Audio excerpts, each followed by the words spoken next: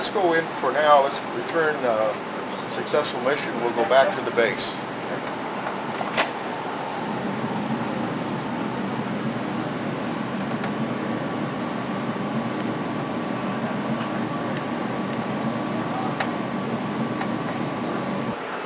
To land the aircraft, we have many helps for the pilot, whether it be at night or in bad weather.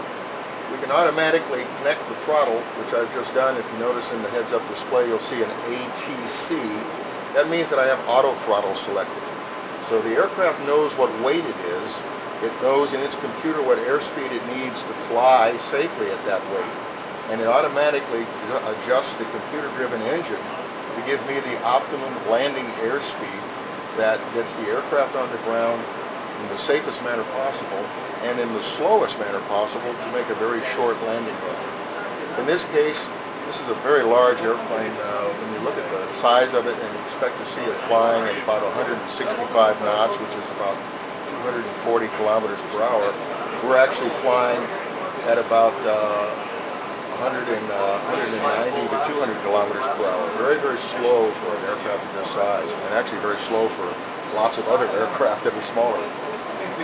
The little airplane symbol that you see, which is just touching the runway, we call a velocity vector. And the computer of the aircraft is referencing the Earth with a inertial navigation system, and it is projecting my flight path for me.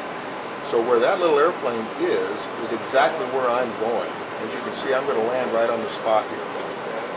This aircraft is very, very robust, strong landing gear, so it can come in and land very, very high rates of sink. For takeoff, I select afterburner, I lift the nose, I get the landing gear up and the flaps up, configured for conventional flight again now, and I start accelerating. You can see the acceleration on the left side, 280, now 330, 350. Very, very quickly we accelerate. When I get to 400 knots here, I can pull the aircraft back and go into vertical. Bring it around to a full loop, and we'll roll out on top and look down back at the runway and the base below us. We gained 6,000 feet at about 25,000 feet per minute. The climb rate of the aircraft will be 44,000 pounds of thrust in the engine. As you can see, just above the altitude, 9,000 feet is about 35,000 feet per minute at this rate of climb. So it will get to altitude very quickly. If we need to do an intercept of an enemy aircraft, or just get to altitude quickly to save fuel because it's more efficient at higher altitude, then we can get that. Sink rates, if you've been in an airliner, you know they come down rather slowly. The descent of this aircraft with a speed brake in which we cross up all of the flight controls to make drag on the airplane to make it slow down.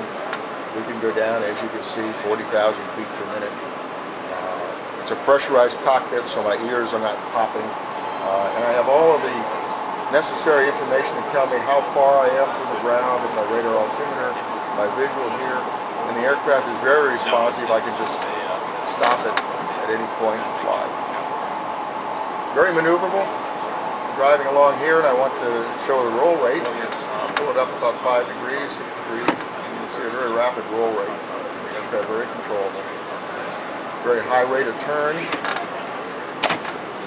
We can pull the aircraft around at about 50 degrees per second without bleeding or losing a lot of energy, which is very important in dogfighting.